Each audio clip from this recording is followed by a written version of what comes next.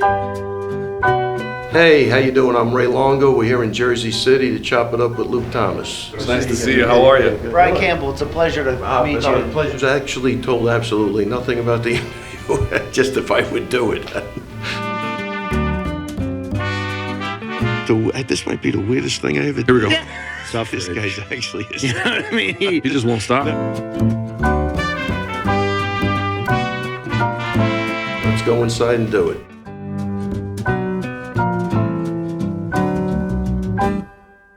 You know, we talk to all kinds of people on this show, and today we are as excited as ever because sitting with us on the couch is not just a winning coach or one of the most winningest coaches in MMA history. Truly, I mean this, one of the very best to ever do it. Wow. And still going strong. Wow. It is Long Island's finest. Why don't you just make out with him already? Why don't you make out with him? It's Ray Longo. I'll tell you, we're certainly close enough. So nobody... BC, true story, before the show started, he wanted to sit in Ray's lap. Yeah, it was like, you know, we just met. Can we establish boundaries before we move forward? Because the producers do this to us. They turn us into absolute goons. It is nice to see you, Ray. How are you? And it's nice to see you, too, and nice to see you. Thank you, Coach Ray. I already like him. I listened to him for the first 5 minutes. This guy's a pisser. The next 5 will be terrible. I feel like, wait, is it me? I feel like he's Tom Hanks and Big. Yeah. What am I doing here? Talk to these people. Talk to them. I mean, I did this thing because Luke's an intelligent guy. I like listening to you guys talk.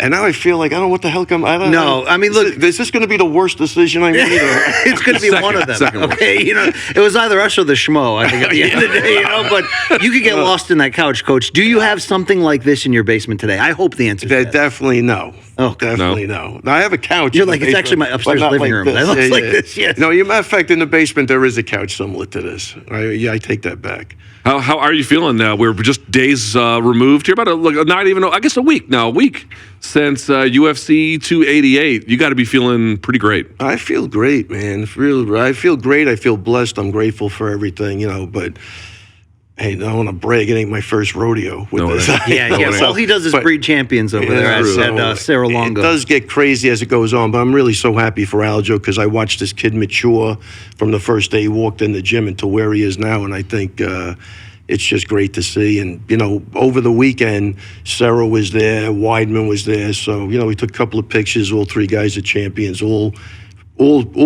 their towns connect to each other. They're all within like 3 miles of the gym. It's like crazy. So we got a good little story going on over there, and I'm just proud to be a part of it, and that these guys still, you know, haven't thrown me out yet. Not yet. Let me just ask, when they went to the judges and they had it split, how nervous were you?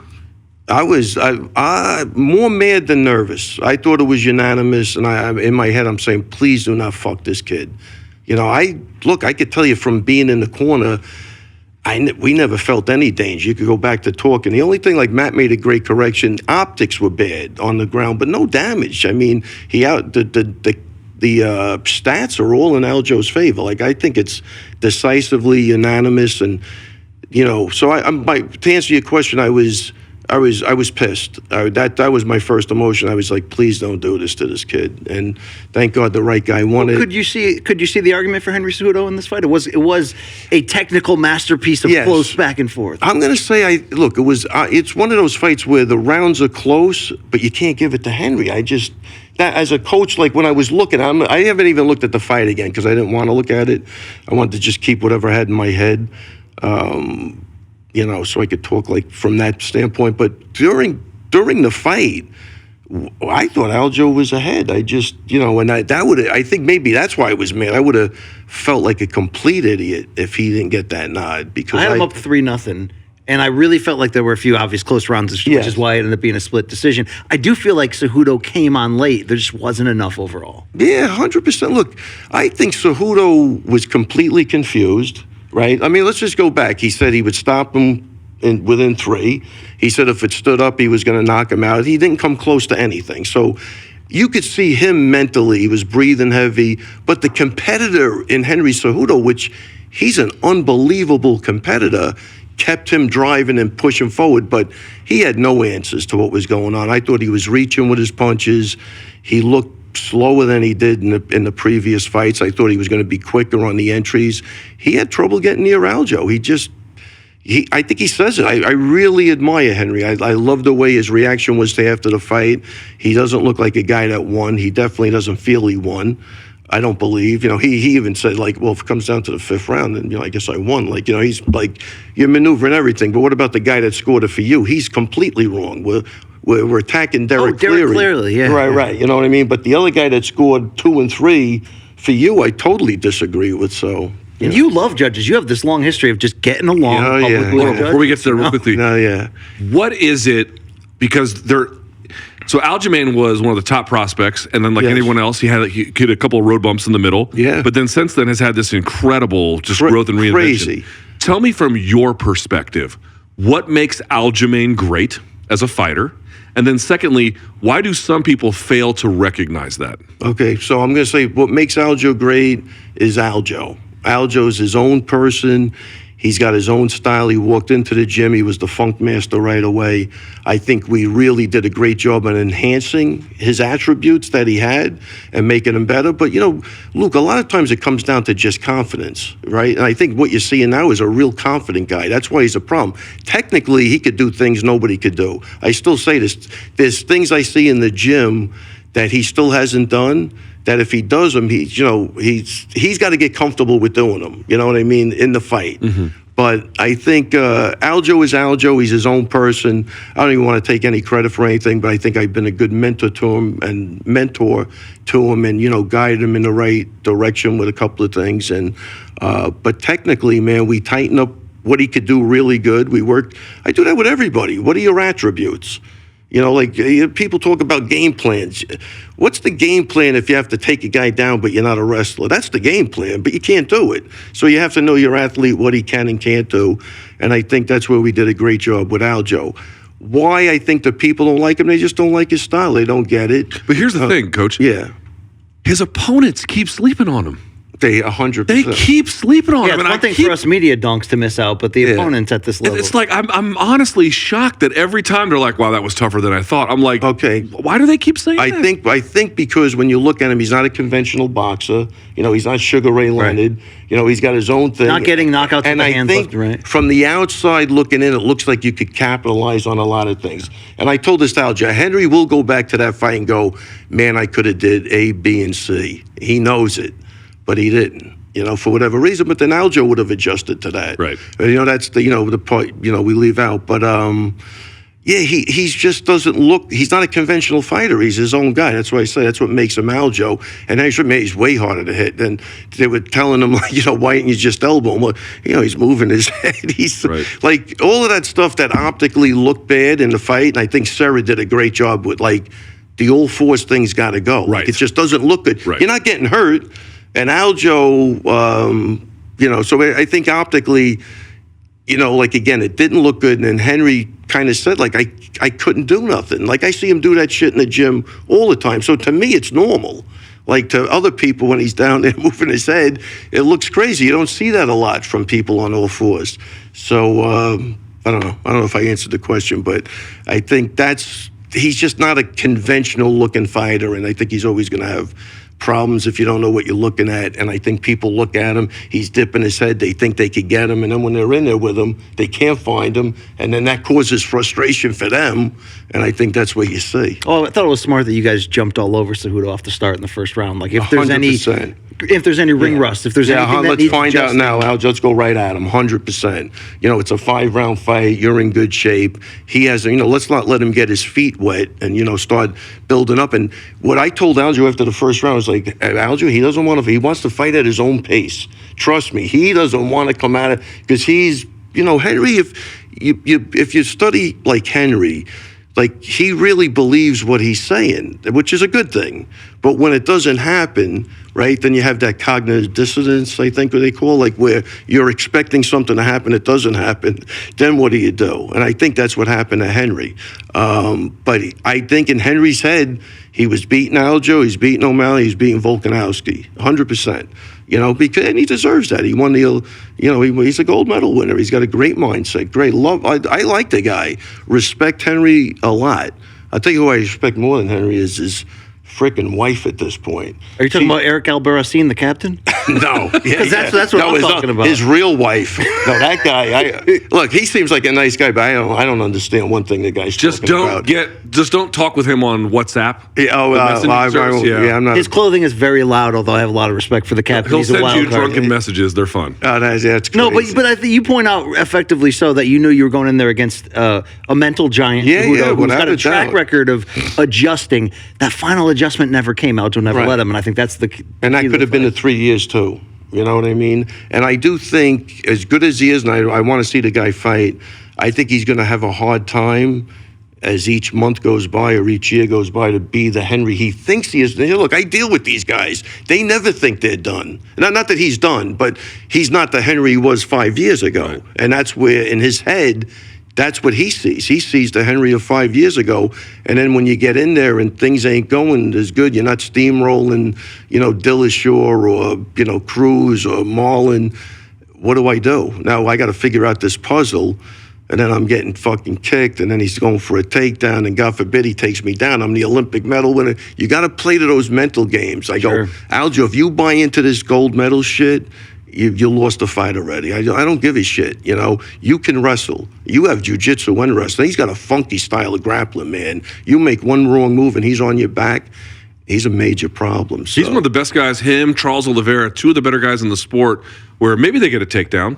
But if they don't, they just create back exposure, and it's curtains for you after that. He's a major problem, And as much as we respect, we definitely respected Henry, but you got to take the fight to him. You got to find out. Let's just, that 3 years is a long time. Especially at 135. Yeah, 100%. The little guys have, it's not Dan Henderson where he's always got that power up until he hits you once at 50, you're going out. He still can hit you. But the little guys, no, they don't have that luxury, because the speed and endurance. For sure. I give Henry a lot of credit, but I 100%. Still think he can operate at a very high level. But speaking of operating, you operated on him game plan-wise for this fight. Are you going to do it again with Merab? What's going on here? No, Merab, you just, you wind him up. First off... Because you might be seeing Cejudo a second time coming up. Yeah, true. I see the difference.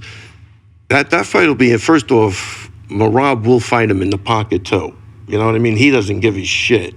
And he's going to, he might stop the first 10 takedowns, but there's another 40 coming. Right. That's why I said the biggest thing with that fight, which I told, I think his manager, 5 rounds or he doesn't fight. Forget the 3 rounds where, you could eke it out. This guy can go 7 rounds. So give him the 5 rounds. Let Henry deal with that pressure. I don't think it doesn't look like, you're a boxing guy. It looks like he lost a step on the box. A little bit, yeah. Right? Yeah. Because I told Aljo, I go, you're seeing this shit, right? Because when I was caged, I go, wow, he's struggling. He's reaching. But you got to, I give the footwork patterns on Aljo, I think, threw him off. I think he thought he would have more success on the ground. Too. Aljo's changing range on you all the time. But, I thought Henry caught up late, but the adjustment was late. It really never came, so would another camp and him staying active make him sharper? I would guess yes, but that might not matter in a match. Do you think Merab can take down the Olympian consistently? No, but he could try to take him down consistently, and eventually he will get him down, or he'll just have him just like he did to Jan. Yeah. Jan just wanted to get the fuck out of there. Yeah, serious question. Have you ever in your life... Never. I don't even know what the question is, but let me just articulate it. Yeah. Have you ever in your life seen an athlete who has the kind of conditioning that Merab has? I've never... No, I've never seen it. It's like, and I'll tell you, he's always got access to his A game because he never has to ration offense. Yeah, always. Right, and the thing that people don't see, he's always in the gym. Like, he missed his flight the other day. I forget where he was going. So he missed his flight, so he came to the gym. I go, I thought you were, no, the plane got canceled. I'm going back later. So he's going to work out in the gym and then probably catch a 9 o'clock flight. I don't know. He just doesn't stop. The guy, it's not like he's... You watch him, he's crazy. The guy's crazy. I did have to have a talk with him, so you got to get off the ledge of the building. Because I go, the only guy that can stop Merab is Merab at this point. And, I've known guys that have lost their life, doing that shit. And it's like, man, he's crazy, man. He is just nothing. I love this guy. Nothing bothers him. His cardio is interesting to me because it kind of reminds me of someone who's got huge power. And here's what I mean by that. Sometimes you'll see guys with, imagine, like, just like Francis Ngannou power, like just absolutely crippling. They don't always work on their game a lot in terms of refinement because they usually don't need to. But Merab steadily has. I mean, that was the big part of the Jan fight. Everyone made a big show about the amount of takedowns and the amount of strikes. And of course, that was ridiculous. Please don't misunderstand me. But there was the level of detail he's putting in his game. I thought he turned a corner in that fight. It got much cleaner, much sharper. So now he's putting the two together. 100%. I agree with you 100%. Like a lot of these, even with Aljo beating Jan the first time, the momentum that both of these guys are on, it's going to be hard to stop them. And Merab, you're going to have to kill that guy. There's no question about it. All right, almost did in that first round, Marlon. Oh, yeah, imagine. Yeah, I mean, I don't think Merab gets enough credit for walking back from hell. Somebody just played like the corner shit with that, but I told, before that fight, in my head, I knew that was going to happen. I knew it was going to, I just knew.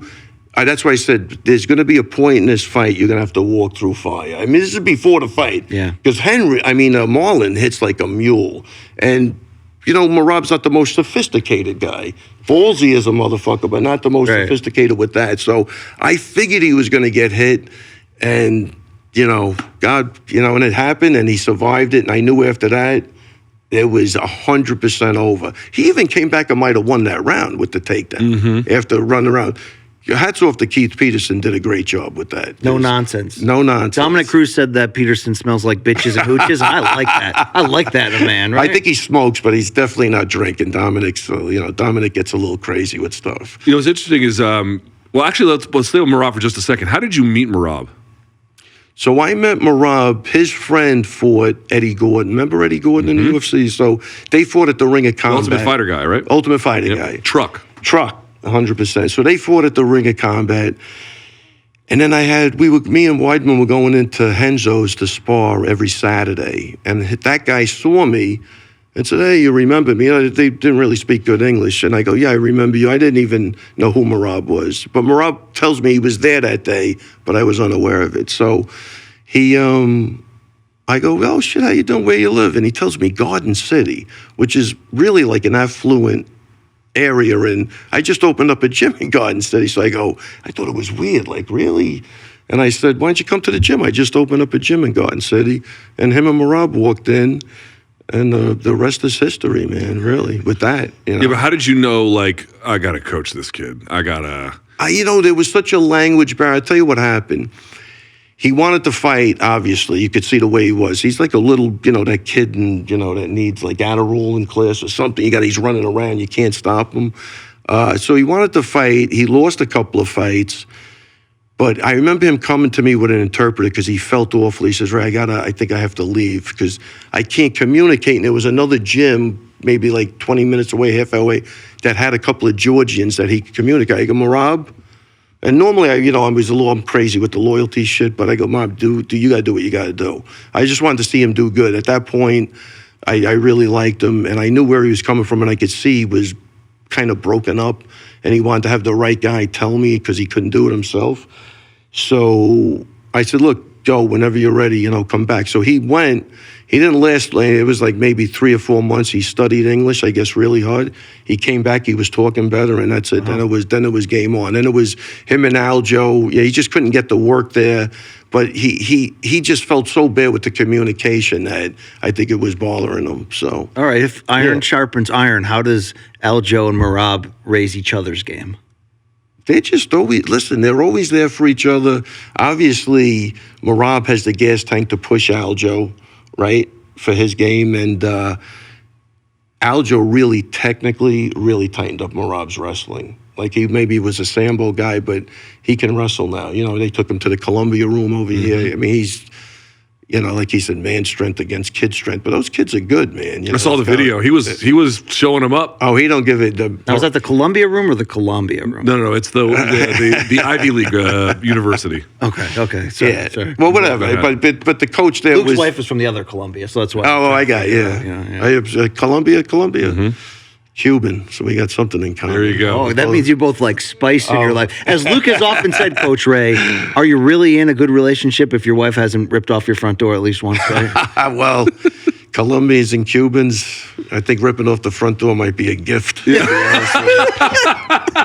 That might be a freaking gift. This man understands. But the thing about success is, Coach Ray, they're going to try to take your two sons here, Aljo and Merab. And, they're going to try to make men out of both of them against each other for the world championship. This ain't the Klitschko brothers promising mom necessarily, right? To steal a boxing story. But it can fracture a great thing, I mean, was DC a great friend, or did he know Kane was coming, brother? You know what I'm saying? DC was a great friend, I think. Okay, then is Aljo a great friend, or does Aljo know it's coming, or the other way around? No. What do you say about this situation? How old is Merab? 31, maybe. Yeah, so Aljo's 33. 33. So there's slightly different timelines in terms of their... Exactly. But you support their celibacy in this situation. 100%. Right? No, support it. I'd be really upset if they said they were going to fight each other. Why? Because, again, I don't want to, money's not my God, right? I'm not going to pray to money. And for people that don't understand, money's good, but money could also be bad the more you have. So, I mean, it's I think people don't get, Ngannou's happy. If you're a money guy, you're looking at yourself, you're giving up $15 million. Maybe the guy's happy. Maybe he's a garbage man who's just happy doing what he's doing. But a lot of people can't understand that. So I don't think... I'd be one of those people. Which one?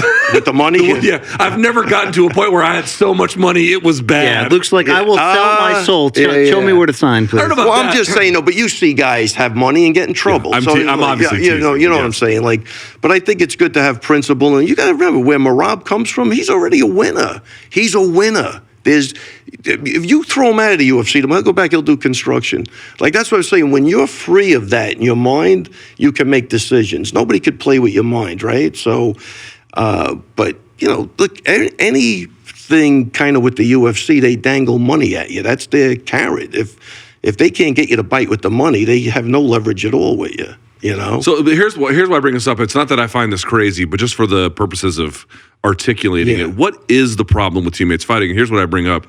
You might have seen this as well. I've seen some of the Dutch guys. Now, it's kickboxing, but some of the Dutch guys will have the same team and they'll still fight each other, and they seem to be no problem with it. Is it cultural? Is there something specific to MMA about the damage you can incur? What is so taboo about it in your mind? I think the damage is one of the things. It's a street fight, basically, right? It's a legalized street fight.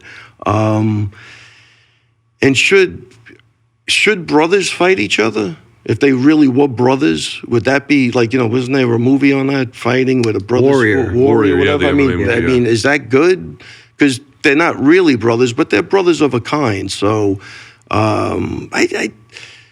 look, I always had the culture in the gym where, we help each other, and that's the way I'd like to keep it. Unless something changes, but, even if they fought, they're not going to fight each other. The fans will lose on that. They'll make an agreement not to do something. They'll try to tell you, I don't like it anyway, but that's not going to happen. But at the end of Rocky III, back in the gym when the doors are closed and it's just close family, do they go ding ding? Oh, no. First off, they do beat the shit out of each other. So for them to fight each other, that could be an argument. You're doing it already. Yeah.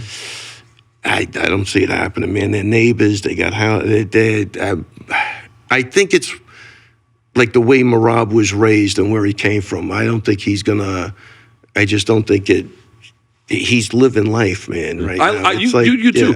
We lived through Koscheck and Fitch at AKA. Yeah. 170, just refusing to do it. I look at Rashad Evans was with Jackson first, and then John. So what? You're selling out for the bigger guy, Yeah, because you'd have to make a tough decision there. Yeah, I wouldn't. Yeah, I wouldn't. Wouldn't do it. Yeah, I'm not doing it. I could tell you right now. Well, I love that. Me and Matt, when we were on the show, we coach guys, right? And then, through that evolution, our team, I think we went 6-1. We went 6-1, where the vote kept going back and forth. Not that we kept it, so I want to say that build the accolades even on this show. But when it came time for the guys to fight, I mean, it was no, we're not going in the corner. I don't think I could. I didn't even know these guys. Yeah. So I'm not going to know guys for 10 years. I'm not. Well, look, I like that you said I'm not about money, so that's not going to be a pull. But I think you set a tone that creates this attitude in your gym. I love the attitude that you bring as a character in this MMA space, because there's a lot of guys that don't take shit in MMA. to varying degrees of character, but you don't take shit, but you're also like this working class guy who's going to tell it like it is. This is no disrespect, but if you weren't doing this, you could easily be running that laundromat down the street from me or working at the deli across the street behind the glass, because you bring that He has a degree in accounting. I know, but I'm saying he brings that lovable everyman. Yeah. I don't give a shit, but I got your back feeling. Is this like faux celebrity thing where you're coaching, you're doing podcasts, you're doing different things? I know you've done acting in the past. You get down with that? You good with this? Look, first off, I like money. I'm just saying, but I love money. I'm not going to sell. about character. I'm not going to sell my soul for it, right? Like, I'll give you $1 million, but then I'm going to go, well, my kids are going to think I'm a jerk off. Like, you know what I mean? Is it worth $1 million? No, it's just not. Now, maybe it was the way it was brought up. I don't know, but I'm very content where I'm at. I think that's even the other thing with coaching, right? If you're not squared away, how could you coach somebody else? And I think that was part of my success, is that these guys really, first off, they all took care of me. They're all great guys. We're still together. You can't keep two friends. Like me and Sarah go back 30 years probably at this point. Like, that's hard to do. Yeah. You know what I mean? Like, it's hard. Like, even in a marriage, that's hard to do. I mean, we know that, right? I mean, we have an editorial marriage that's rocky as shit, so I know that. You know? But you know what I'm saying? So the fact that everybody's still together, and I don't know how much longer I could keep everything together, but for right now, it's been going on for 30 years. But you're not chasing the money or the celebrity. Without a doubt. Let it come, right. Well, reading your backstory, you didn't get in this for the money, celebrity. You didn't get in this when the UFC was created. You go way it was back. way before Why that. did you start training people in a garage in their backyards and just chase this dream that's taking you now, where you're this funny, lovable character, Coach Ray, who will kick that ass if you get it. Right, no. Well, I wasn't chasing a dream. I loved the martial arts, and I still do. And that was it. I was really for the love of the martial arts. Like, we've talked. I love Kali. I love the stick and knife stuff. But I had to put it on the back burner, because once I started training people, I said, man, I really got to take this serious. So, I go with boxing gyms. I had a lot of guys that box, friends growing up. We all box, really. But and then you start picking people's brains and looking for new ways to motivate people. And it just, people were winning. I think if I maybe started out and everybody was losing, that wouldn't have been good. But I had guys win the Golden Gloves, kickboxing champs, stick fighting champs. It was like, so I became more of maybe a motivator, but I knew what I was doing. I did have a background, but, I'd love watching people succeed, and through their success, I feel like that's what makes me happy. So It's interesting. Like, we're now entering a phase where MMA is a little bit more like boxing, in the sense that we're getting coaches who are older. I remember when cornermen were all the same age as the fighters. That has changed substantially. And the other one is, like, you obviously have a background in martial arts, but not a background in, like, there was no MMA at the time. 100%. But you're still one of the very top coaches. It's interesting. Like, do you have to have fought in the UFC and won a title to be a great coach? Quite obviously, no. So what are you able to do that enables you to be, in your mind, like, why do you think the coaching has worked so well for you? Okay, so I think, first off, I try to understand each guy. Like, Aljo comes from 19 siblings. Damn. He didn't get a lot of hugs growing up. No. You know what I mean? So I'm gonna train him as a guy like that.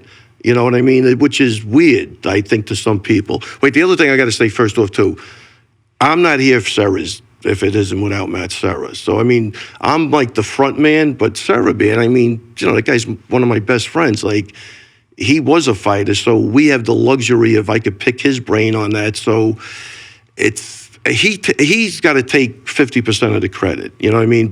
And he would tell you, no, definitely not, because I'm going to put the time in. I'm going to make sure the guys get the work. I'm going to watch the sparring. I'm going to, interject what I think will help them. And I think it's just giving a shit. Like, just really people could feel when you want them to succeed, I think. And it was all for real and organic, and it, I think that's what scares me. The second that stops, I'll quit. Well, your gift seems, as you mentioned, to be a motivator. Yeah. So where does that superpower come from, where you got to a point where you're like, I can help others? Did someone really do that for you? Like Mr. Johnson, the old guy at the No, seniors, really. at the kids. I think my old man was, like, we had a restaurant, he'd feed, like, if you didn't have money, he's feeding you. He was just that guy, always, you need help building something, he was over there. So I think maybe watching my dad, be very giving with his time, Maybe that's what did it. But no, there wasn't like a coach. There wasn't none of that. I was like, no, really, what am I being psychoanalyzed? That's I'm on what the this couch. guy- Yes. this couch He gets snuck deep, it in man. here good. Holy crap. He'll make some fart jokes and then ask you about your saddest memory. 100%. Holy shit. Yeah, because I appreciate that fact of it, because obviously, X's and O's, you're partnered with a legend and a Hall of Famer, but sometimes you got to play good cop, bad cop, and sometimes you just got to light a fire under a guy's ass. You've never been afraid to do that, it seems. Right, and but let me add another thing too. Growing up, even watching boxing, somebody asked me the day, what was your favorite boxing match? You'll appreciate this. I go Duran de Jesus. Oh, One. yeah. I mean, think about That's it. a good ass how war. good is that fight? Yes. So I'm watching that with my old man, and then I'm watching Vince Lombardi coach, and I'm Angelo Dundee, Gil Clancy chirping at each other. And I'm starting to identify, I think, at an early age with the coaches, right? I mean, I guess somewhere along the line, I figured I wasn't going to be a good fighter, so I might as well go, what's the next best thing? Let's go to coaching, But so I think I grew up watching all of those guys with my dad talking about them kind of more than the athletes, although all he talked about was Joe DiMaggio forever. But, but besides that, Lombardi was huge. Joe D must have laid some pipe, though, to be honest with you. I mean, Let me tell you, you want to hear a great story? Yes. I'm at my second gym, and I go out to the car, and a guy's walking in. Hey, how's it going? I go, hey, how's it going? I go in the car. Why that guy look familiar? I just go. Like 2 days later, the massage therapist goes over. She goes, "Hey man, Whitey Ford wants to meet you." Shit. It was Whitey Ford. I go, "Holy crap, Whitey!"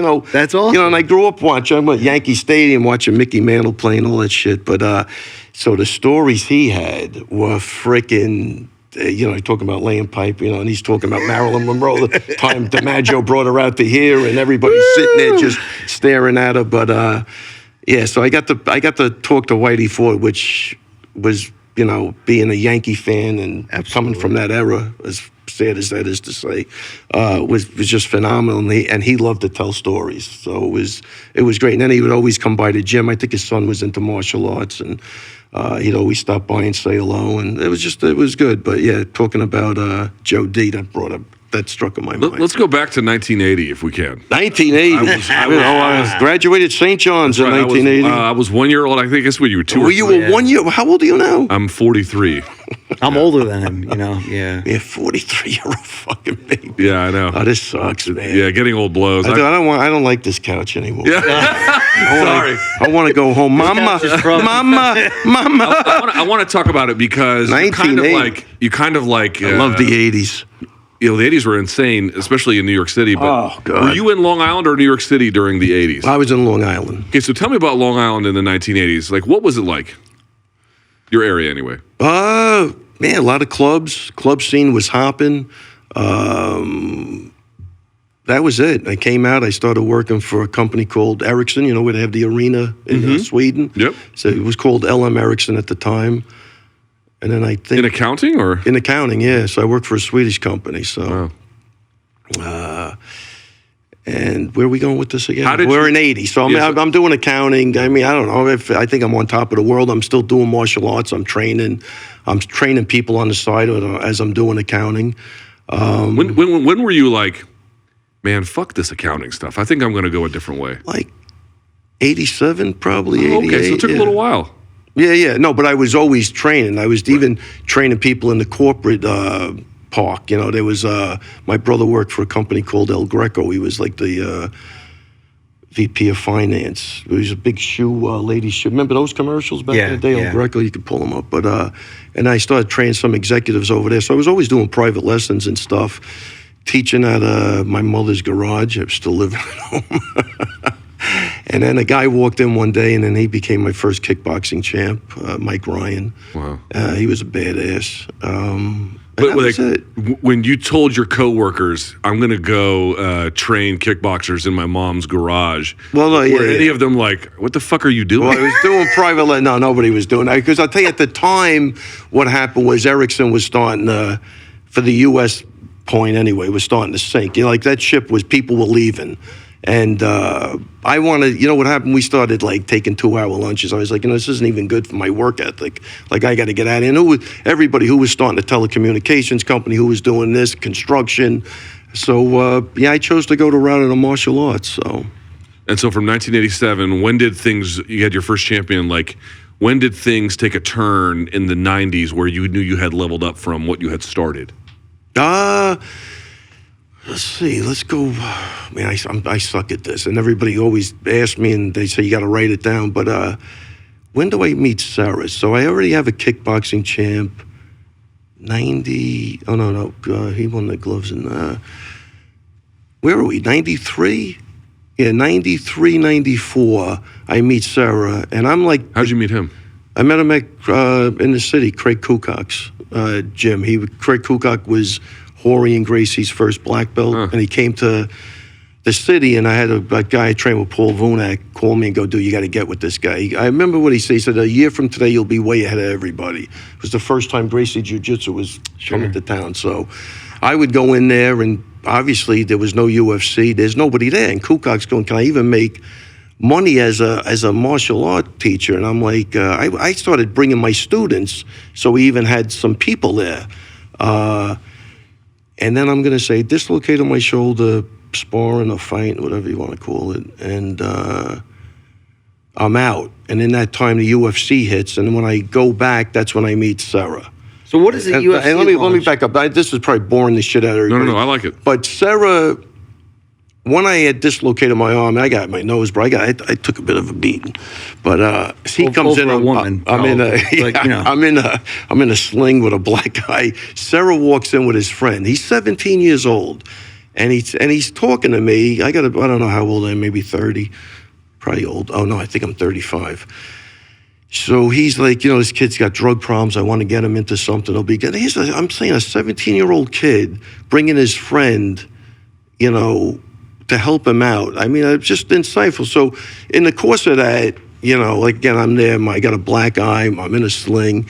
And I said, I told him I was doing Gracie Jiu-Jitsu. And he said he was going to seminars. I think he thinks I'm lying at this point.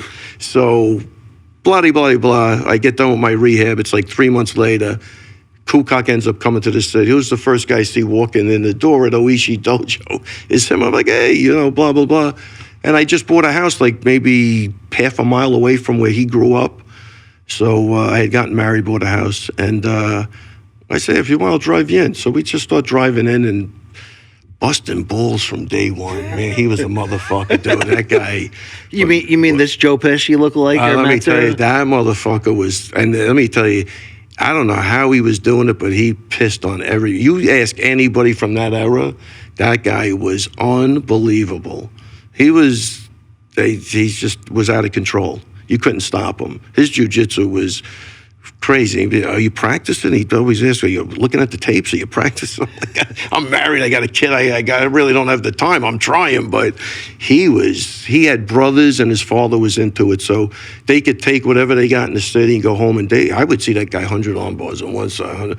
I'm like, dude, I got to get out of here. Let's just roll or do something. But I can't. The reps were. Then it was the guy pulls out. We go to a triangle. He goes, this the home apply. Just over and over. And then he just started winning. Nobody was touching him back then, And then he technically did win Abu Dhabi, but he had to technically throw the match, I guess you could say, because the other guy was from Gracie Barra, and that's the way they did things. That I was pissed about. But I think closeouts in jiu-jitsu are beyond indefensible. And the Prince even said, anybody gets caught doing that, you'll never come back here again. So, but Serra definitely, look, he beat Jean-Jacques Machado. That was insane at that point. Huge. Insane. Especially for an American at the time. That was unheard of. Yeah, I had a bull. So it's mid-90s. Yeah, mid-90s. And you've got this rising guy, Matt Serra, who you're like, depending on what discipline we go in. Right, and I'm training kickboxers and boxers at the same time. At the same time, the UFC is hitting. It's a pay-per-view overnight success. It becomes this edgy thing for teens like us to be like, oh shit, let's tape a nickel over the button on the black box, in the cable box, and I can see the boobs through the squiggly lines. But this time I can convince Dad to buy me UFC 4. How much does the growth of UFC there change your martial arts direction in your mind of what you're doing, training people out of the garage and then escalating to hey, I got this great guy in camp now? Yeah, no, I think it was everything, but I was considered successful with the promoting kickboxing at the time. Okay. So I think that's why people came. I was the only guy around with the stand-up. If you think about it, a lot of people weren't doing that. So I already had kickboxing champions, guys doing Thai boxing, guys boxing. So it was, and plus Sarah's from Long Island, so I guess I was the guy to go to. So, but the UFC changes everything. I kind of put whatever training I'm doing, I got to be almost 40 at the time, right? So I just concentrate on training people, When did at what point do you and Sarah begin to team up to train both, either, I guess, him? Yeah, let's talk about that. Serra-longo wasn't a thing until his career is mostly over? I'm going to say yeah. Right. I'm not 100% sure. I'm going to say yeah. So as he is moving through the ranks past the Shoney Carter fights, and then eventually we're going to get back to the Ultimate Fighter 4. He wins against Chris Leto. Where are you during this whole time? Oh, I'm right with him. Okay. Oh, no, we're hanging out together. I'm close with him at this point. Not like today, but the relationship is built. I like the guy. He was, for a young guy, I felt like there wasn't even an age gap. He was way mature beyond his years, and he was funny, and he was a fighter. Look, what's the first fight you cornered him for? Do you remember? In the UFC? Yeah, Shoney. It was the Shoney fight. Yeah, Shoney. Which, for folks who may not remember, he actually lost via one of the earliest ever spinning back fists. Yeah, one of the reasons I love him too, because and it's funny. And when we looked at Shoney, I remember I had a kid who won the gloves with me. He said, "We're looking at Shoney spin back fist." I'm like, no, he'll see that coming. And then he did get hit by it. I swear to God. And then Henzo was the guy in the corner. He only let one guy in. I'm screaming, man, he's going to set you up again for it. And then, look, here's why I love him. He could have left me at that point. I'm the striking coach, so I'm getting attacked by everybody. And he'll do the interviews. Ray never told me to keep my hand up my ass. He never said that. And he's, look, he made a mistake. He grew from it. But that's what all the other generations of guys get. You have a guy that lost his first UFC fight. Yeah. Plus, he just beat Jean-Jacques Machado, so he's basically getting immortalized, right, on that level. He loses. He's got to look at that for 10 years. He becomes a champion. That's a strong-willed guy. That's a strong-willed motherfucker, man. He really was. What a badass he was. Did it change you being around somebody that hungry, that mentally strong? I think so. I think it all adds. I think we all play off each other. You know what I mean? Like, I remember it's like, I'm trying to think. You got to remember too. Like, not many people know this story. So when I meet Sarah, my gym was down the block from the courthouse in Nassau County. And he's in court because he had bit a guy's ear off in a fight. Now, this is he doesn't mind me saying this now. We never really talked about this. Jesus. So no, seriously. So he's at the pizza parlor. He calls his girlfriend up. I could get this story a little wrong too, but he calls his girlfriend up. The brother picks up the phone, basically tells him to go fuck himself. Matt tells him to go fuck himself. The guy's a juice head. He runs down. He breaks his boss's nose. He grabs Sarah in the bag. This is before jiu-jitsu. I'll always say, if I knew jiu-jitsu, this would have never happened. I would have been able to, almost like what he did in the restaurant. Right. Would have been a little different, but he bit the guy's ear completely off. So he beats. That's nice. He beats the. Listen. So that's. But as a coach, I'm like, I got a fighter. This is the shit I'm looking for. I may have a champion. You know what I mean? Like I need. Once you got the balls, it's easy. Like if you got a guy who's gun shy, you can show him all the boxing you want. He doesn't want to get hit. There's nothing you can do about it unless you can, figure out a way to make him at ease with that. Which obviously there's ways to do. So he's coming to the gym in between. He beats the criminal case, then they sue him for like $12 million civilly, and he's coming to court every day. We're hanging out talking, and the guy, like it was total self-defense, but the guy was saying that Sarah knocked him down. Then he bent over and bit his ear off. And I'm like, dude, if you did that, I want you to get the fuck out of the gym. That's a different level. Self-defense is one thing. But if you that's just cannibalism. No, that's cannibalism at that point. But that's what the guy was saying. But Sarah, you could see his personality now. Because I talked to the defense attorney. He goes, I never had a better witness than this guy. You know what I mean? That was for another problem we had. But so that one, so he's coming to the gym and we're talking about the case every day. And he beats the civil case, and then he moves on. And at that point, were fighting. That was always the weird part. I go, if they know you're fighting now, but you didn't have the coverage like today. Sure. I think it would have been a problem. I don't even think it ever came up, but he was already fighting. He beats that, and that was, how'd we get onto that? Did that guy ever sew an ear back on, or he just went Well, I tell you, Sarah tells me now he's up there. He had a prosthetic ear. He was screwing it on and off for the jury. And I'm like, dude, this is insane to me. This guy's... Dude, 80s and 90s prosthetics were terrible. I don't even know. But he said the guy was off the juice, so he didn't even look big now. He goes, holy shit, wow. he was half the size he was. And he's got this fake But hair. now you got another guy who's 5'6", so he's not a big guy, Matt. So he speaks well, so he's doing good. He beats that case. And then we just, from there, we just... got tight as shit. I don't know. He's a really funny guy. Like there's times I'm driving, I'm on the phone, I got to pull over. Like he's just a great guy. Yeah, but what fuels him having balls? Because he's got balls, Matt Serra. You know, he's in a lot of fights as a kid, man. You know, I would talk to other guys from his high school, and then when I was promoting him, because he would fight on whatever the Ring of Combat was back then. Me and Negley were doing the shows at the Vanderbilt on Long Island. Dude, he'd pre-sell like 200-300 tickets, which is not easy to do. Right. He was a real likable guy, and he was that guy in school. He was the badass, but he was the badass fighting the bullies. He wasn't a bully, and he still will never do that. If you're a bully, he's going after you. But same with like Weidman. If you think you're alpha mailing somebody in the club, he's ripping you right out of there. You know, that's what I love about these guys. And I don't come from the easiest environment, but these guys, I think, took it to another level. Who gave Sarah the nickname The Terror? Man, no idea. Probably just rhymed, I guess. Yeah. Well, it wasn't you or anything. I don't think so. I mean, I'm having the argument. Because now I'm starting to I knew it all was rhyme. Yeah. But now I'm like, oh shit, now it's... Oh no, that guy was a terror. Yeah. No, even coming out of jiu-jitsu one time, he saw a guy sitting on my car down there. He started to, I had to grab him by his shirt. Like, what is it? So what? They're sitting on the guy was going to go crazy. No, he's... All right, well, he goes crazy and becomes a legitimate title contender. I think we drifted off. Well, we could drift back in here. Yeah. You got GSP in front of you. It becomes... the kind of the go-to on the biggest upset in UFC history, although Matt's also a Hall of Famer. So we know that he had the ability to pull that off. But did it go exactly in a best-case scenario of what you would have hoped there? Did you, what do you remember about game planning for GSP the first time? Well, I game planning for GSP. He tells the story like I made him believe in his right hand, right? He did have power, but I'm like, made you believe you broke a guy's jaw with a headgear on. I seen you knock down 3 or 4 guys. One guy was GSP's sparring partner. Like he thinks, so you got to remember the relationship. I was a ball buster, so like what he's doing to me now, he's making up for what I did to him when he was a younger kid, right? So I'm like the father now, so I got to take it like whatever. But so. He would always think I was bullshitting. I'm like, where do you see the bullshit? I'm just saying, like, if you hit this guy, he's going. That's it.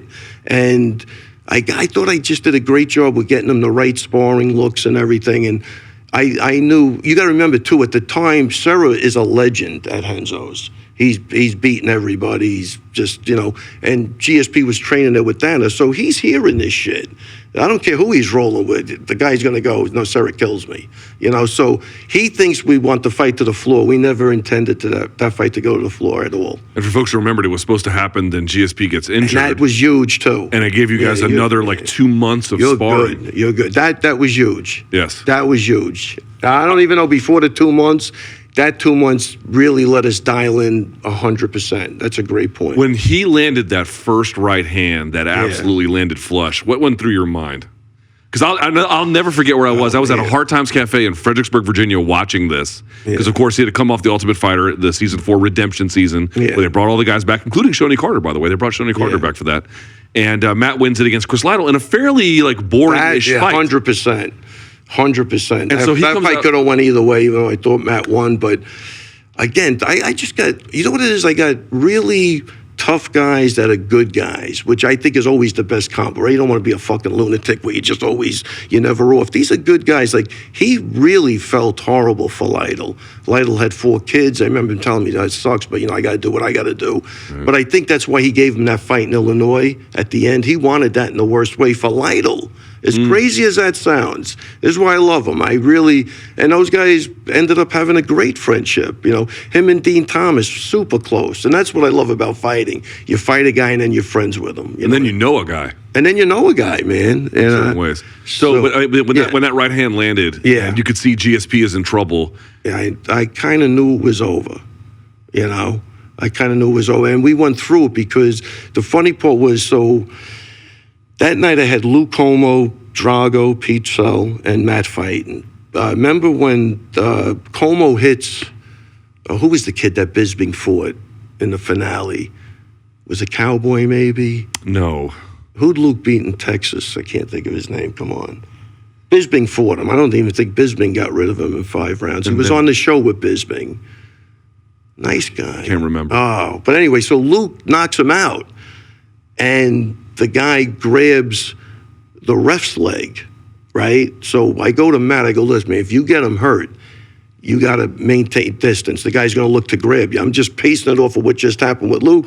And after he hit him, you watch Matt, he's lining him up. He's looking for, very patient. And then when he got him on the floor and got him in trouble, he just finished it off. But yeah, that was great. To this day, I mean, a lot of people don't, like, GSP tapped to strikes. Yeah, he did tap to strikes. Which I actually don't even blame him for because he was getting bombed on. Yeah. But that was the ultimate surrender, was it not, to get that guy to tap to strikes? Without a doubt. Well, GSP's a great guy. He's a of nice course. guy. Well, I'm not saying it to besmirch him. No, definitely not. But I'm saying he'll even tell you. That's what I'm saying. Sarah bit a guy's ear off.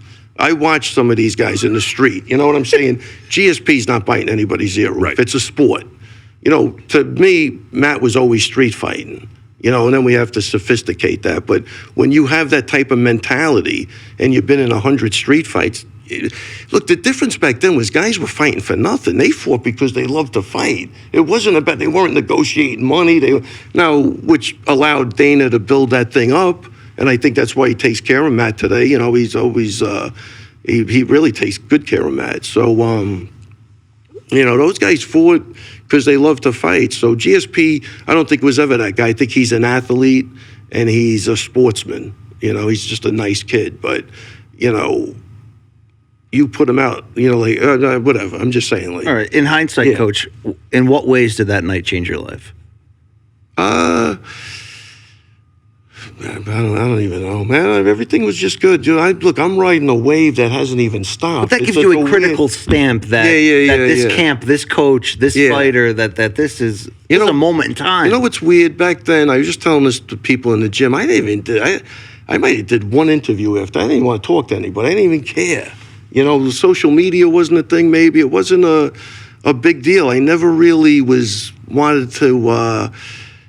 You know, glom any of the limelight because it was Serra's the fighter. So, you know, I mean, he always did a good job, you know, pushing me out in front of everybody. So that was it. It wasn't until he retired and I got with Weidman, I started getting a little more, you know, the relationships were different. So I started stepping out and talking more. And people forget Serra had good wins after that. The Frank Trigg win. 100%. Like he bombed on Trigg, and too. he used 100% bombed on Trigg, big time. Trust me, I hear about it every week. I see it. Yeah, that one was a bit acrimonious. Oh, no, that's his favorite fight to talk about. Okay. And then the Hughes fight, I thought he 100% won. I thought he stole it at the end with that, inside leg trip or hip toss? I don't know what he did, but he took him down nice. Yeah. And he didn't really get any damage in that fight. I thought that was definitely 1-1 going into the third. And what a crazy, talk about split decisions, and both guys' names are Matt. You want to fucking have a heart attack? I think we won Matt. I mean, it was Hughes, not Serra. It's like, that was a bummer because I really wanted to win that fight. But all right, on the Ray Longo coaching journey, Matt Serra has a moment and it establishes you on the elite level, on the top level. Maybe, yeah. When does Chris Weidman walk into your life? Yeah, so there's a guy that went to school and that called me probably 10 times. You got to see this guy. He's a wrestler. He's a good wrestler. I don't care. I don't. You know what I mean? I'm just happy doing my thing. I got my little gym. I'm doing good. And I must have blown him off. I guess I always blew him off. And then he walked in the gym one time.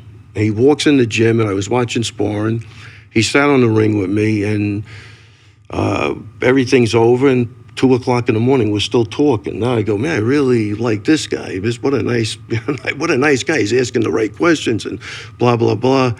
And then I see this guy, and I'm like, man, I never saw wrestling like that. I wasn't really the wrestling guy. I always let somebody else do it, but Weidman was he a different? I saw in Weidman what I saw with Matt with the jiu-jitsu. These guys are unstoppable. And then if you look at even his collegiate ones, he had a couple of, flops, but he beat Phil Davis, he beat Beta. So on any given, I think he lost to Rochelle, right?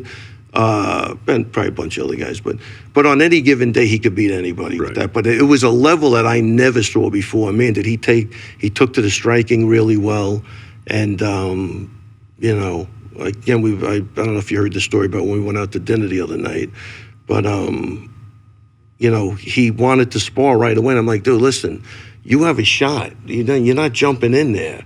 Right, and the guy called up. He was bringing a wrestler. Do you have anybody from the spar?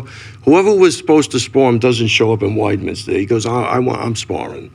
You know, he's with me like 3 months. This guy comes from a wrestling family out east, and I go, you know what?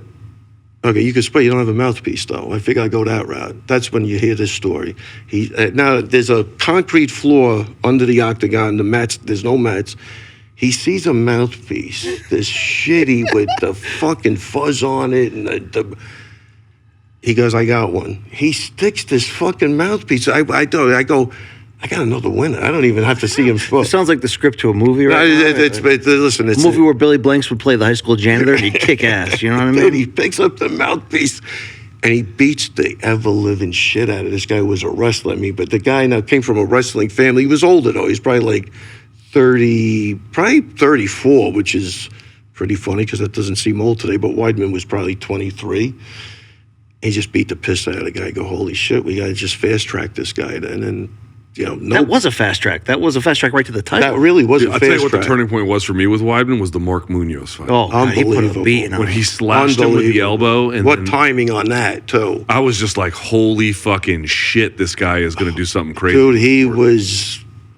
I seen him just leave people laying dead in the octagon. He was vicious. Weidman now, he's a fucking family man. He's a great guy, but I think it came with a price of him not being as hungry as he was coming up. You know, he was living in his mother's basement. He was still getting in street fights. I mean, I've been with him a couple of, he's crazy. I mean, they're all nuts, but they're all great guys. But I can't tell you, like, they're all insane. Why Weidman is like honestly, I don't even think there's anything you could do to that guy. You have to either knock him out or you're just getting ragdolled. Like, if you don't know what you're doing, he's huge, and he was just killing everybody. All right, I have to know, which locker room after the win was crazier? Serra beating GSP or Weidman beating Anderson Silva the first time? I'm going to probably say Weidman because everything's bigger at the time, media. Like the other thing, I'm telling you, Matt, it was just like we were going to a fight. Like people say, what was it like having 3 guys fighting on the same card? I don't know. Like they all were equal. Like, you know, even though Serra was fighting for the title, he's just telling his story. I'm staying with a friend of mine in Houston at the time, and we're going to see 300. Like, I'll pass. So the movie 300. So you could go back. It was 2007, right? They come in, he's walking down the hall, they're coming down the hall going, you got to go to the press conference. Like, he doesn't even, like, this is where we're at. He's not, he goes, no, I'm going to the movie. No, you got to go to the press conference. This is where we're at. Like, everything was, we weren't putting a big emphasis on things. And again, this is my standpoint. You know, like, he could be different. But he calls up because you got to get over here quick. You know, there's like Luke and Drago already left. I'm by myself. GSP's got a whole entourage. By the time I get there, they're already in midstream. He's making jokes up on the podium, and but that's kind of the way it was. So it wasn't. It was big, but Serra's grounded, man. He never, like, you were never worried about him going out and wrecking his car, or you know, sleeping with 10 hookers and snorting an 8-ball. No, they're all really good. I even had that conversation with Aljo. I'm not even worried about you. He's such a nice kid, and he's got a great girl, and he just does the right thing. Do those wins, they're so different guys, different times, do they mean the same thing to you? I wonder if they mean slightly different things in their own way. you know, Two of the greatest upsets in MMA. Yeah, I take it like Frevola's fight to me was as big as Aljo's fight the other night. Like, I think that's what I love about the UFC. Each fight is like they carry such heavy weight with them for a variety of reasons. So I just think that you know, with Weidman, you know, I got Serra in the corner with me or whatever. You know, he's now part of that end of it. So the dynamic changes, I think, a little bit. But they're all great times. But I would never say this was better than that. But Weidman's definitely was more monumental based on where we were. It was another 10 years future. So, you know, all the meet, you're going here, you're getting interviewed here. It was different. Back then, they didn't even have that. But you would know better than me. But that's my But also, when you upset GSP, no one knew at that moment who GSP necessarily would become. Right. When That's you another knock thing. out Anderson Silva to end he the was 16 already fight up there, win streak. 100%. That's a good point, too. Because I want to say, what did you feel? It's a huge moment for you guys, but it was a weird ending. Anderson kind of did it to himself. He did did spider things. Weidman just kept punching, and you got rid of him. Yeah. What are your emotions then in that moment? Beyond the first fight, it was just unbelievable. Couldn't believe he did it. You know, I mean, it was one of those, because you got to remember at that point, Anderson Silva's got a highlight tape from hell. I mean, look at all the knockouts that guy had and all this stuff. So, did you think Weidman was going to wrestle him? I thought Weidman was going to wrestle him more than knock him out, but I know he had power in his hands. And you know, even that thing with the punch a hole in his chest, which that was really like emotional for me in there. So like, again, people try to get me to say it. I never have said it ever. I'll write it, but I won't say it. But the goal was to put a bullseye on his chest because he had the good head movement. So I wanted him to at least make contact, and then the second and third punch find his head. So it wasn't like it came out of left field. He knew what the fuck I was talking about. Yeah, I was hoping, as an old wrestling fan, Ox Baker, you were going for the heart punch. That's what I was hoping. Yeah, well, people don't use that enough in MMA. I'll tell you what, no, the punch under the high rib up here too is that's a problem, man. You could puncture a lung, and you break that upper rib, you puncture a lung. So Duran was big on that punch too. You know what I mean? So I mean, I do. You know, I've always gone over with my fighters, but that wasn't for that. That was just to stabilize him. I want him to hit something. I didn't want him to get frustrated missing. You know, sometimes, you know, it's like I'd rather hit a guy at 50% than miss him at 100%. Sure. You know, that type of mentality. We don't have a ton of time left, but I want to see if there's a through line. So you had this incredible run with Serra, this incredible run with Chris Weidman, which is not over, but certainly I think, you know, he is probably closer to the end of his career than the beginning, I think it's fair to say. And now with Aljo doing these incredible things, imagine I'm a coach and I'm like decent, but I haven't kind of got it figured out. And I asked you, Coach, what can I do? What has been the through line that has enabled you to take guys from Long Island, who, yes, are special athletes, but to really turn them into something great? What do I need to do to put myself in a position like you have? What is the common denominator there? I'm going to say the first common denominator, and like, again, I should be thinking about this more, but you have to give a shit about them more than yourself. That's it. It's got to be selflessness at its highest. No matter what it takes, where you have to bring them, what you have to do for them, what trouble you have to get them out of, how you have to be there for them, what christenings you have to you got to immerse yourself. We really, I never liked that word family, but it is kind of like a family, you know, at this point. And I think it's not a technical thing. I think everybody, go to YouTube. Everybody's got technique now, right? I mean, you know, another conversation we had the other day, like I listen, you know, sometimes even with you guys, like I listen to, like if you're looking at one of my fighters, like sometimes I don't even know what you're talking about. Like, you know, like Frevola's laughing. He's like, they said I put up my hands to draw out the low attack. It looks that way after the fact, but, you know, if you're telling me that during the fight, like, look, I think he's trying to draw him out, that's different. But it's always easy to go back and look. Yeah, we just talk bullshit into these microphones. It's just a fight. I listened to somebody one time with Aya Quinton. I'm like, I don't even know what the guy's talking about. Like, you know, I think when you look at it after the fact, you could come up with, look, he must be setting them up. It makes sense, but that's not really what's happening. You know what I mean? We did the thing with Frevola, just to go back on that. I said, if he beats you with his right hand. We're not letting this guy win with his left hand. That's all he throws. That's where his power is. I go, you're going to lose, you lose to the other hand. And that's where we just focused on taking away his cross. And I think that's what happened. So I would even, And I would tell Frevola, you get punched in the head with that cross, you fire your right hand back. He can't get his hand back in time. So I'd smack him in the head, he comes back with the right. So now Dobe is going low. I go, oh my God, he's setting him up. He's going low because he wants to fake him out and go high. And that would have been the first adjustment I made. But he throws low. Frevola follows that cross back with a right, and he's got power. He's got balls. Too, he's got balls. You know this. He's got balls. Look, he's your fighter. You're ready to bring this kid to a title. But what do we not know about Matt Frevola up to this point? The thing we don't know is he's still growing and he's still understanding the fight game. Like after he lost to McKinney, he'll tell the story. But I grabbed him because I probably wasn't giving him that much. I said, I'm not letting you go out like this. You're too talented. And I just go right back to basics. Do you understand? Can you lead a guy into punches? Can you walk him around? You can't just go running in with your fucking head and think that, he's the guy with the bayonet, the first guy getting killed, you know what I mean? So now he's starting to think. You see, he's moving a little bit. Yeah. His awareness, he's looking. His timing got better. His timing got better. I go, look, I start a boxing class. I go, you guys are all boxing, right? I mean, where does everybody get knocked out with? Is it anything special? It's a good 1-2 or a hook cross. I mean, it's not rocket science. That would be the next thing I would tell the coach. It's not really rocket science, man. You could just stick to the basics, But I made Frevola. He didn't like it. He hated the boxing class. Not only box, but, I cut off the octagon in 4s. So there's no place to go. Right. You're going to deal with getting hit, sitting in that fucking pocket and coming back. Or we're going to have a problem. Even Aljo, he hates the class. But he does do it, and I think it made him better, because they can do everything. Frevola could do everything. Aljo could do everything. Frevola can wrestle. His jiu-jitsu's not bad. He's a good kicker. He's a good puncher. But if you're not using your head, what good is it? You're wasting your tools. So you work with Billy Q as well? I've had him in the gym a couple of times, but no, I'd love to work with Billy. That guy, Billy Quarantillo. You cannot dislike Billy Q. He's one of those guys. I'd love to see him in the gym. I think he would benefit tremendously because that 35 to 55 we're really deep.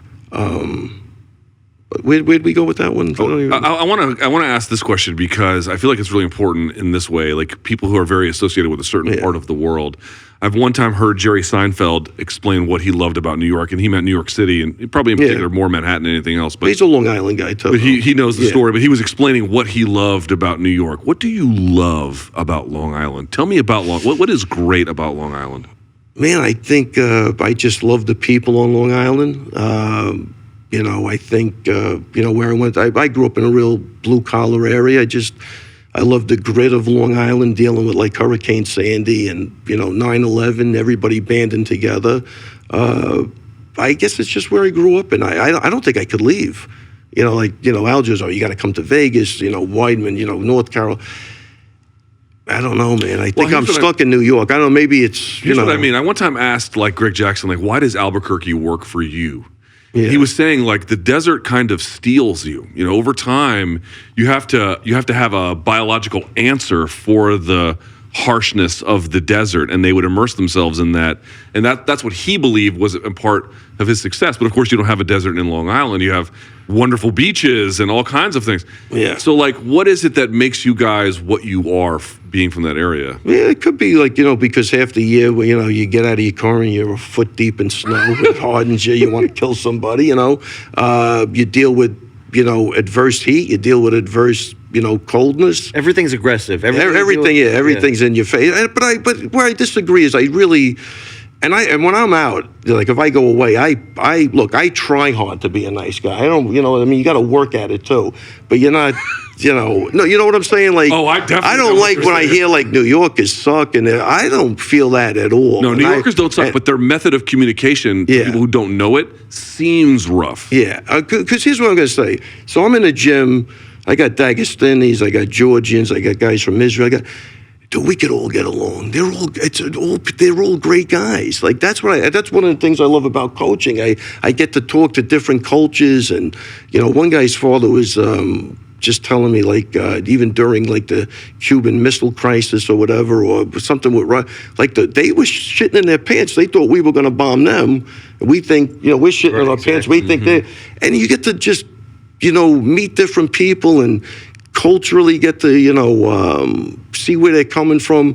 that's what I love about it. It's a melting pot, and you get all these combinations of, cultures coming at you. And I think, you grow from that. You evolve from that. Even, my wife being Cuban, I mean, I love it. I love, embracing, her Cuba. I really respected her parents. They came here with nothing. They had to escape. They made a great life for themselves, both very successful. I might not agree with them, but I 100% respected them.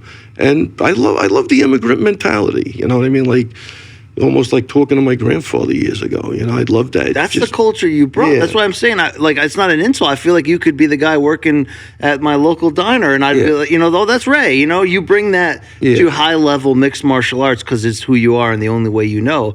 And I think there's, it's a refreshing. Thank you. Yeah, I guess like again, every Sunday in the Bronx, that's a different animal altogether. My father was just born and bred. He couldn't get. He loved the Bronx, and all my relatives there. Those Sunday dinners were insane. People are getting stabbed, reaching for an extra sausage. I mean, I don't know.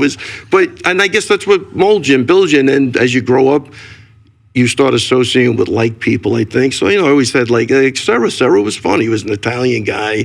He loved all of that shit, whatever. You got any cool Studio 54 stories? You and Andy Warhol in the shadows? No, Studio 54. What was that? White Lightning or what? I used to love, what was it? Cafe Iguana was big. I don't know if you remember that place. It was a smaller place. Where else did we go? Infinities, I think. I don't know. Whoever the good narcotics were. Let's be honest. Yeah. I was never a big drug guy until more like recently. I started smoking just to get to bed. But you're a weed guy? Now. Me too. I love it. I think it's. Well, boy, look at you on the OG Kush Chem Dog train. Yeah. No, whatever. But it's only you never catch me during the day doing any of that shit. But I want to sleep. I really value sleep as a huge factor of good health, and especially as you get 100%. Yeah, but that's you. But you're a baby, first of all. Hey, I'm telling. I'm a poorly maintained baby. I don't care. Yeah. His white hair is all over though. Yeah. I mean, this is a mess over there. Yeah, no. It's well, I gotta say, Coach, though, I want to wrap up here. Yeah. It's one thing that's kind of funny. I will say that we talked to you for a while, but something was circulating recently on social media about you, which was, it's kind of unfortunate we don't have a independent MMA Hall of Fame. We have a UFC Hall of Fame, which I'm not bagging on. Sarah's in it and deserves to be in it, right? But there's no place for the coaches, man. And I got to say, if there was one, holy shit, Ray, you'd be first ballot Hall of Fame if we had anything to do with it. I mean that. Awesome. The proof is in the pudding at that mom and pop shop you got over there. It's one thing. It's one thing to cross, just to get lucky to cross paths with Sarah. You have to say, without a doubt. Yeah, right? That's another good point. But then to get Weidman and now to get Aljo and all these other guys who also Al Iaquinta. We didn't even talk about him. He had a great career too. One of my favorites. Yeah, unbelievable. You're doing something right over there in Long Island. Yeah. That's good. But again, I think Matt really set the tone. And I think I put up a post about that, but he set the tone for all of these guys to live and dream big, and they could become champions. And I think that's why people came to the gym, partly because of that too. And it just, it kept snowballing. So it's not just me; it's synergistically. It's all the guys. Sometimes a guy will come to me with he got knocked out. I talk to Matt. He went through it. He'll tell you, he'll walk you right through that. I think that's the beauty of the gym. Anything that has happened to anybody, even when Aljo suffered that loss to Marlon, you got a guy that you respect that you can go back and talk to, not some guy chirping in your ear that never did anything or anything. I think that's all the experiences we have, I think, help everybody in the gym. I mean, that's the way I'm looking at it. Yeah. So, again, I'm the front man, but I would never want to take credit for, I'm taking some credit just for being a guy, a conduit of information maybe, and steering you in the right direction. But these guys are all individuals, and they all bring something different to the table. And that's the other thing I would tell anybody. You asked me about the coaching. Everybody's different. I heard a guy he was talking about me one time. He's like, I just don't know where that gym's coming from. This guy, he kicks. It's not like alpha male where everybody has a good front choke. I'm like, you fucking dummy.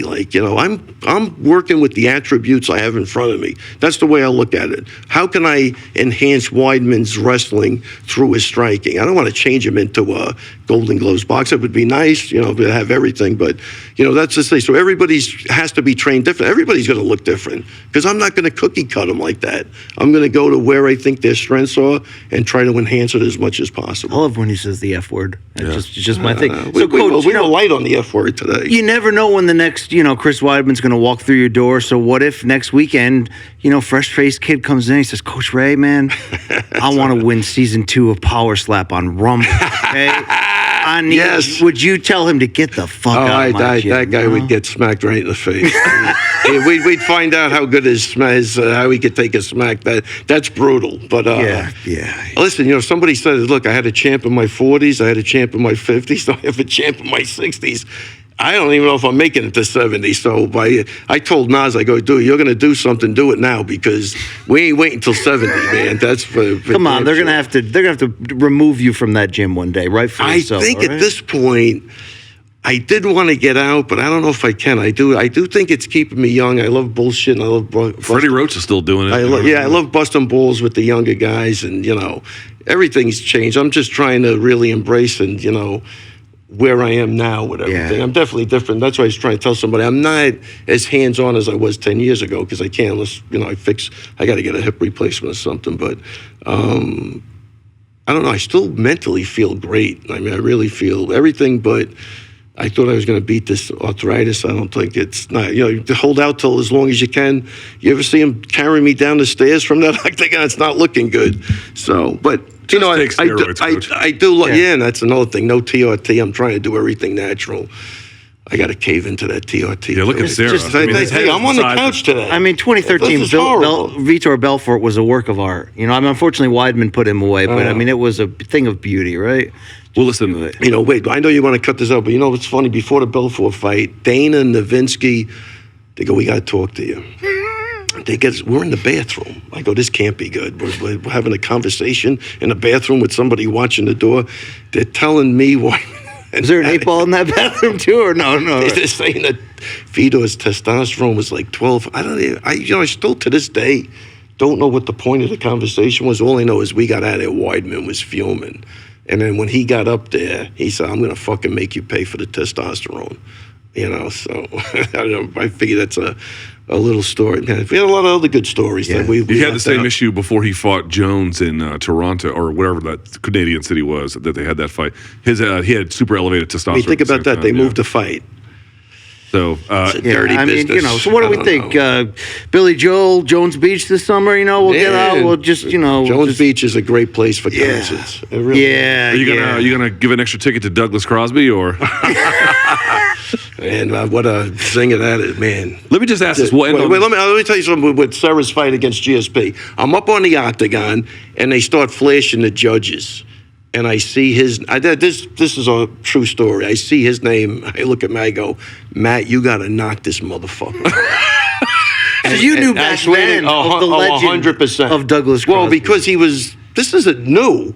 This went back, to when Matt lost to BJ Penn. I had a buddy of mine go, yeah, you want to talk to the judge that scored it for BJ? I go, absolutely not. That didn't stop him. He was right in there, and I go, dude, get the fuck away from me. And then it just was downhill ever since then. But that was at the BJ Penn fight. Yeah. But I remember going to Matt, dude, you got to knock this motherfucker out. And he looks up, he goes, I'm airing this shit out. He had nothing to lose. Sarah, sure. Once he got past to that point, I think that's where Aljo's at. He doesn't care. He's going to go out and be Aljo. He doesn't give a shit what anybody says. He's got his close-knit friends. That's all that matters to him, I believe. And everybody else can, take a hike. But they can suck a D, as Luke Thomas would say. They can suck a dick, yeah, if they want. Well, there you go. Yeah. I mean, that's the full Monty. Coach, go for it. Coach, we can do this for another 3 hours, but we know you got to get going. But let's get you back here sometime. Yeah, I'd love it, man. This is good. Now I'm used to the couch. Yeah. Now you're all settled in. Now I know him, too. I feel bad what I said that I wasn't familiar with him. It's okay. He's a piece of shit. No. I like that. No, this guy's definitely a good guy. I can tell right away. Coach, 100%. Well, I like ball busters. That's the thing. Why not? That's why I get along with Anthony Smith. He could be my head coach. Smith is a great guy. I love that guy. How do you not like him? When I open my gym one day, Factory Town MMA, Ray he'll be like I'll bring him in to consult. Fair enough. Here we go, folks. One of the best to ever do it, Ray Longo. Thanks, guys.